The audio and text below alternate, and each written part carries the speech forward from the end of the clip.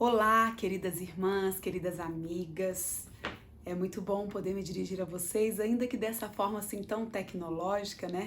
Tô conversando aqui com o meu celular, mas eu sei que aí desse lado tem alguém ouvindo e participando, né? Mesmo em meio a esse período difícil que nós estamos vivendo, das Quartas de Poder, esse projeto tão especial do Ministério da Mulher, que tem levantado temas assim tão importantes que a gente está precisando pensar e refletir nesse tempo, né? Bom, antes da gente entrar no tema desta semana, vou me apresentar e a gente vai orar, né? Para quem não me conhece, meu nome é Débora, eu estou liderando o Ministério da Mulher agora na UCOB e tenho essa responsabilidade, conto com as orações de vocês para que Deus nos ajude a fazermos o trabalho que é dele, do jeito que ele espera que a gente faça para cumprir os propósitos dele, né? Para nossa vida, para a vida da igreja.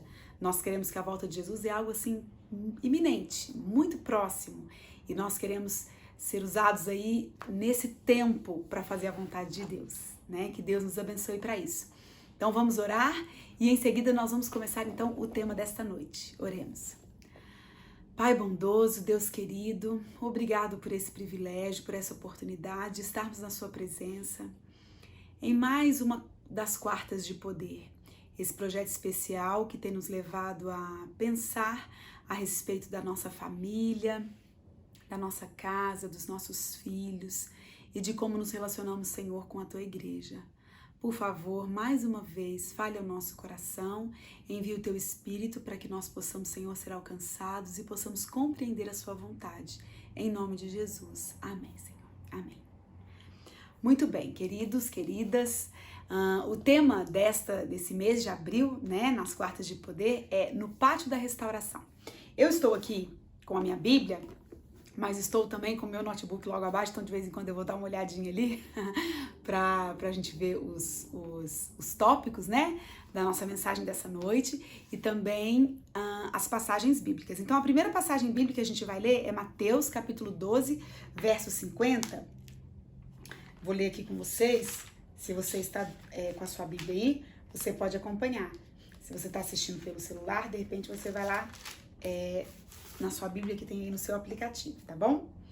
Mateus capítulo 12, verso 50, e diz o seguinte: porque qualquer que fizer a vontade de meu Pai Celeste, este é meu irmão, irmã e mãe. Então, nessa situação aqui, vocês sabem, se a gente começar a ler lá a partir de Mateus, verso 46, tem um episódio muito interessante, né? Jesus estava falando ao povo e a mãe dele e os irmãos dele estavam do lado de fora procurando por ele. Então alguém falou para ele, viu? Jesus, sua mãe tá lá fora, seus irmãos estão lá fora, eles querem falar com você.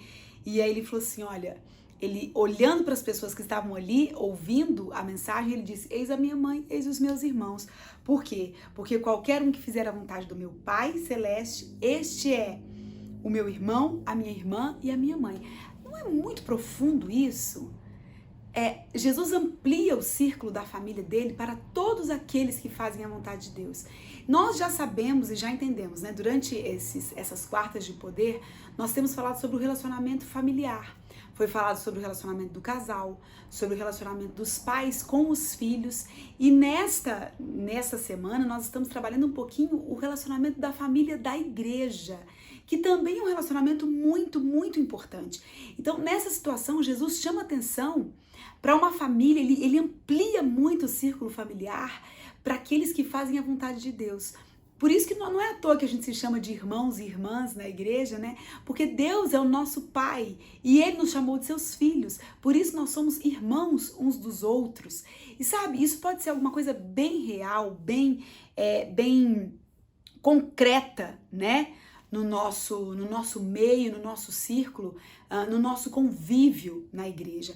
Agora vejam, eu sei que às vezes você vai para a igreja sem o seu pai, sem a sua mãe, ou sem os seus filhos, ou sem o seu esposo. Eu sei que às vezes acontece essa situação. e que nem sempre as famílias têm o privilégio de estarem unidas, servindo ao mesmo Deus. E aí eu quero dizer para você que tem o privilégio de estar com a sua família na igreja, agradeça e louve a Deus por isso, é um privilégio muito grande, muito grande. E para aqueles que ainda não têm vivido esse privilégio e essa alegria, continue orando pelos seus familiares, continue tratando-os com o amor de Deus, né, para que eles possam conhecer a vontade de Deus e a bondade de Deus através da sua vida. E isso certamente fará muito em favor da salvação deles, se você tiver por eles o amor que Deus tem. Mas para aqueles que têm o privilégio de ter a sua família frequentando a mesma igreja ou compartilhando da mesma fé, a gente precisa entender que para celebrarmos na igreja, nós precisamos fazer da nossa casa uma pequena igreja. Sabe, não a gente precisa inverter um pouquinho a ordem das coisas, porque a gente sempre tem a intenção, a intenção assim, a pretensão, essa é a palavra certa, né? De que a igreja assista às famílias, de que a igreja atenda às famílias, e é claro, esse também é o papel da igreja. Mas nós não podemos nos esquecer, como famílias, que a família, ela é um pequeno núcleo da igreja e que ela também existe para contribuir com a igreja, para servir a igreja, e que só vai fazer sentido cultuarmos na igreja quando nós cultuamos dentro da nossa casa. Faz muito mais sentido para os filhos frequentarem a escola sabatina quando eles ouvem a lição da escola sabatina em casa. Faz muito mais sentido para mim e para você irmos aos cultos e ouvirmos os sermões e vermos sentido naquilo que nós assistimos e ouvimos quando isso faz parte do nosso convívio em casa. Tudo aquilo que é familiar para nós soa melhor aos nossos ouvidos, tende a fazer mais parte da nossa vida. Então eu vivo o evangelho dentro da minha casa, junto com a minha família, eu celebro o evangelho quando eu vou à igreja e me encontro com os meus irmãos, eu reparto o evangelho com as pessoas que ainda não me conhecem, que ainda não o conhecem, né? E também com as pessoas que o conhecem, convivendo com elas e com a minha família. Então vejam, nós temos um círculo ampliado de relacionamento e de família. Quando eu estou falando da igreja e da família da igreja, eu estou falando da minha família como um pequeno núcleo que é incorporado nesse outro grande núcleo e nós todos trazemos nossas contribuições, nossas dádivas. E eu não estou falando aqui de dádivas materiais, embora elas sejam importantes, eu estou falando da dádiva do serviço, da dádiva da atenção, da dádiva do convívio, do amor, da graça, da misericórdia que nós podemos conceder uns aos outros. Vejam, a igreja, ela proporciona que nós possamos ser o abraço de Deus uns para os outros, o sorriso de Deus uns para os outros, a bondade de Deus uns para os outros, o perdão de Deus uns para os outros, assim como nós podemos fazer esse papel dentro da nossa casa. Às vezes, como pais, eu sei, a gente tende a cobrar um bocado dos nossos filhos, né? Querendo, claro, que eles sejam bons exemplos, querendo que eles tenham boa conduta, né? Querendo, às vezes, assim, que as pessoas olhem para a nossa família e vejam na nossa família uma fonte de inspiração. Mas nós não poderemos inspirar os nossos filhos a serem verdadeiros cristãos se nós simplesmente cobrarmos isso deles. Nós precisamos, sobre todas as coisas, viver os princípios do evangelho e do amor. Precisamos tratar os nossos filhos com amor, com paciência, com tolerância, com misericórdia, com bondade, com disciplina, sim, mas, sabe, é muito mais fácil um filho aceitar a disciplina do pai quando ele sabe que o pai o ama e quando isso está claro. O pai e a mãe, claro, os pais de modo geral.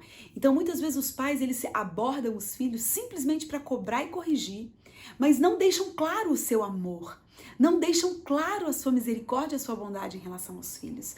E muitas vezes não é porque a gente sustenta os filhos, porque a gente, né, provê tudo que eles necessitam, que necessariamente eles se sentem amados. Isso também são formas de demonstrar amor, mas é preciso que a gente reparta com eles as nossas lutas, as dificuldades que nós já tivemos, que nós repartamos com eles as nossas experiências espirituais e ao invés de apenas cobrarmos, cedermos um pouco de quem nós somos para que eles possam receber essa inspiração. E isso a gente vai viver dentro da nossa casa, sabe? A gente não pode esquecer que cada família é uma igreja e é isso que nós estamos vivendo agora, não é? Cada família é uma igreja. Nós estamos impedidos de ir à igreja, acreditamos que por pouco tempo, que em breve poderemos nos encontrar de novo, mas neste tempo, veja, se você não foi igreja até agora com a sua família, eu tenho certeza que você teve dificuldade de levantar o altar aí dentro da sua casa.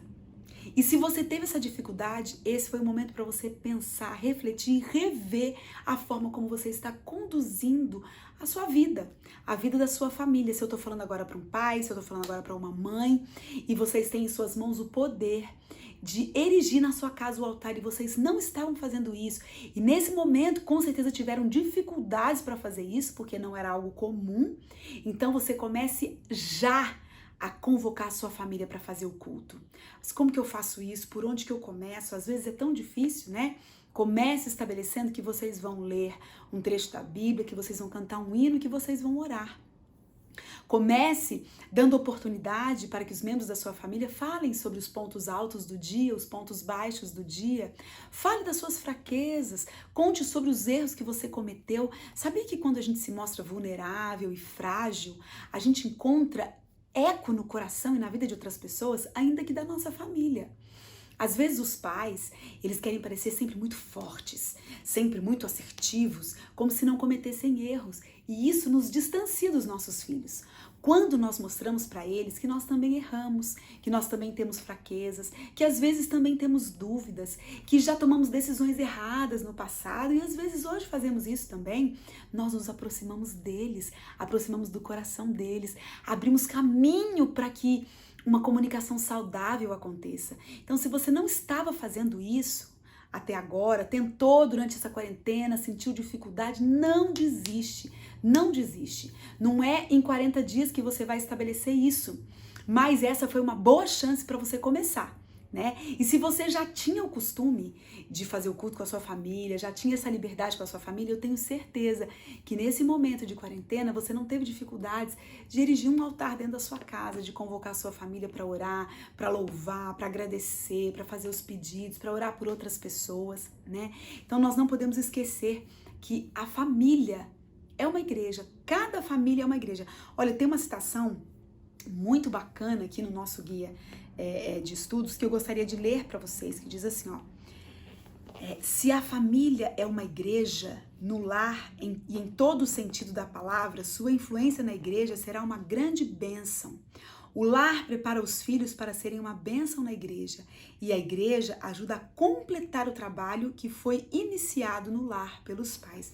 Em seguida tem uma citação bem grande aqui do Orientação da Criança, eu não vou ler para vocês, mas ela está dizendo exatamente isso que eu disse para vocês, que as influências que são vividas dentro do lar, elas são refletidas lá na igreja.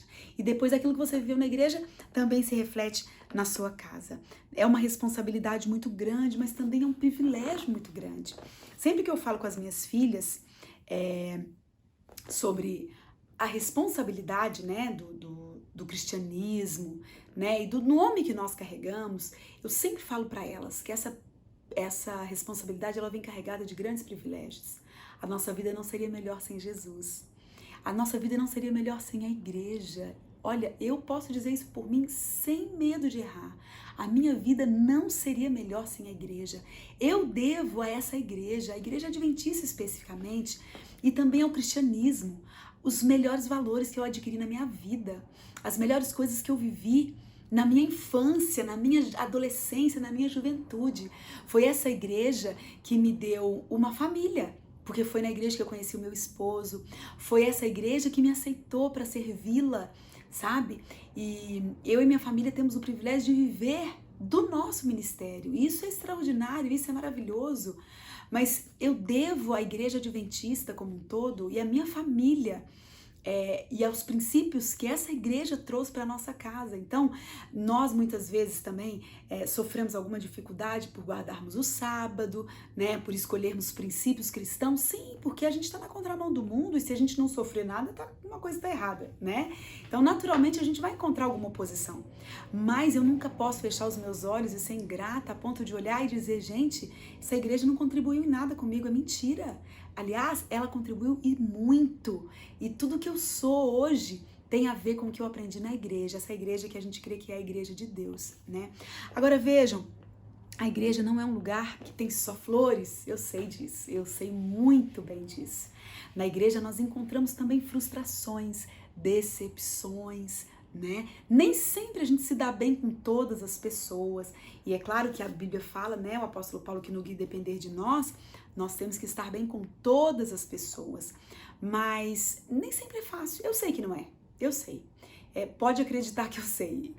Já tenho 35 anos de adventista, né? Meus pais se tornaram adventistas quando eu tinha 5 anos de idade, né? Daqui a pouco estou fazendo meus 40 anos e esse tempo todo, graças a Deus, nunca me afastei da igreja e eu sei muito bem.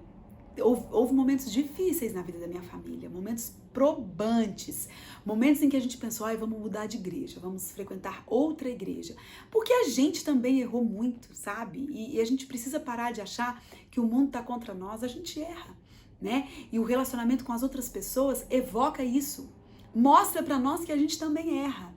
Mas a gente teve oportunidade de crescimento, teve oportunidade de perdão, de reconciliação, né? E a vida na igreja também tem a ver com isso.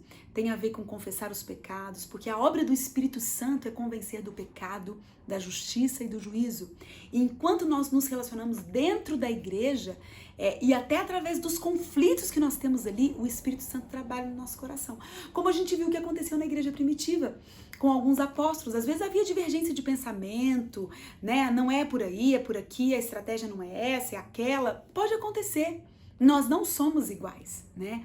Mas é nesse convívio que a gente aprende a se respeitar, a se amar, a perdoar. O que às vezes não é fácil, porque na igreja você vai encontrar gente que vai te magoar, que vai te decepcionar. Pessoas que às vezes você não esperava, mas que vão ter atitudes erradas com você. Mesmo assim, vale a pena continuar fazendo parte desse povo, vale a pena continuar indo para a igreja, sabe? Eu gosto daquela analogia da arca, que mesmo que era um lugar onde tinha ali os animais, onde os animais defecavam, onde as pessoas nem podiam sair, onde as ondas chacoalhavam de um lado para o outro, não existia lugar mais seguro para se estar do que dentro da arca, na ocasião do dilúvio. E nós podemos considerar a igreja como a arca hoje, sim, tá? Porque na igreja o Senhor nos alimenta, o Senhor nos atende, nós encontramos irmãos, nós somos levados a exercitar o perdão, né? A tolerância, a compreensão. Às vezes dói, eu sei que dói, mas é um exercício muito saudável para a nossa vida espiritual, para o nosso crescimento como pessoas, como seres humanos. E quando a gente se propõe a crescer nessa direção, a gente tende a poder contribuir muito mais, muito mais. Queridos, na caminhada cristã, a gente encontra dificuldades, a gente encontra problemas, a gente encontra percalços, mas a gente não pode se esquecer dos privilégios, das alegrias e das maravilhas. Eu vou dizer para vocês, como eu já disse, né, as melhores lembranças da minha vida estão relacionadas à igreja. Os maiores amigos que eu fiz na vida foi dentro da igreja. As maiores alegrias que eu tive dentro da igreja. E eu tenho a maior alegria, nossa, satisfação de poder servir essa igreja, com todos os defeitos que ela tem, que eu também tenho, mas crendo que nós fazemos parte de um movimento missionário que foi levantado por Deus para terminar a pregação do evangelho nesse mundo. Daqui a bem pouco tempo, essa igreja só vai ser conduzida por um pastor, que é Jesus Cristo. Só. Nós só teremos que ouvir a voz do pastor e seguir a voz do pastor e mais nada. Não vai ter pastor, não vai ter presidente, não vai ter divisão, não vai ter união, não vai ter associação, não vai ter nada. Seremos nós, cristãos, seguindo a voz do único pastor, que é Jesus Cristo. Lá em João capítulo 10, ele fala isso: eu sou o bom pastor, eu conheço as minhas ovelhas e elas me conhecem, elas ouvem a minha voz e elas me seguem. E é para isso que nós estamos nos preparando.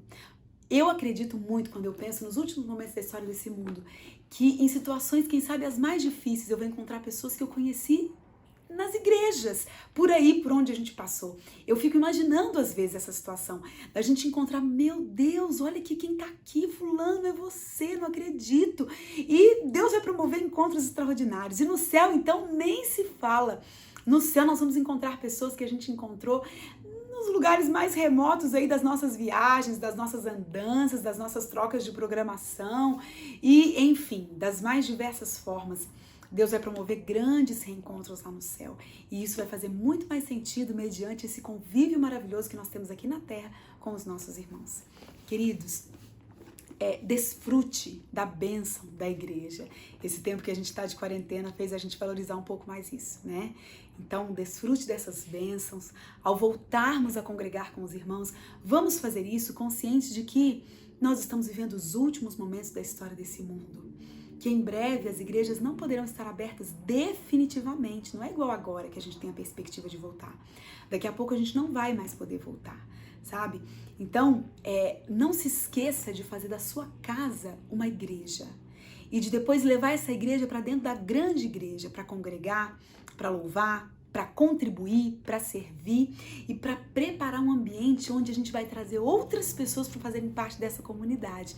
Porque a igreja não existe só para proteger a gente, não. A igreja existe justamente para que outras pessoas possam chegar mais perto, para que outras pessoas possam fazer parte, para que outras pessoas sejam amadas, acolhidas e para que juntos a gente possa se preparar para seguir o nosso maior, melhor e mais maravilhoso de todos, o nosso pastor Jesus Cristo.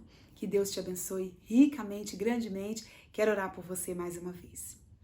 Maravilhoso Deus, obrigado pelos teus planos, pelos teus projetos. Obrigado, Senhor, pela igreja.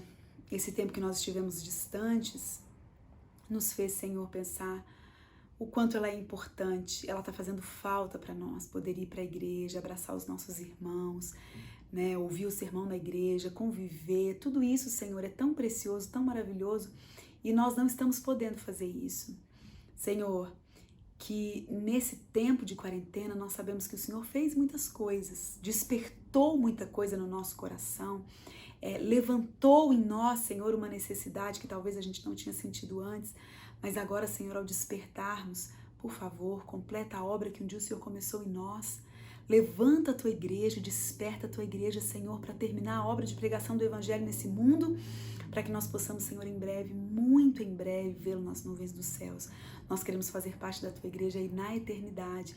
Esse é o nosso desejo, Senhor. Por favor, prepara-nos para isso. Trabalha no nosso coração. Dá-nos o teu Santo Espírito, Pai. É tudo que nós queremos, para que nós possamos, Senhor, fazer a sua vontade. Nós não merecemos, Pai, mas necessitamos e te pedimos essas bênçãos em nome de Jesus. Amém, Senhor. Amém, queridos. Deus abençoe. Uma ótima noite para vocês. Até um dia, se Deus quiser. Um abraço.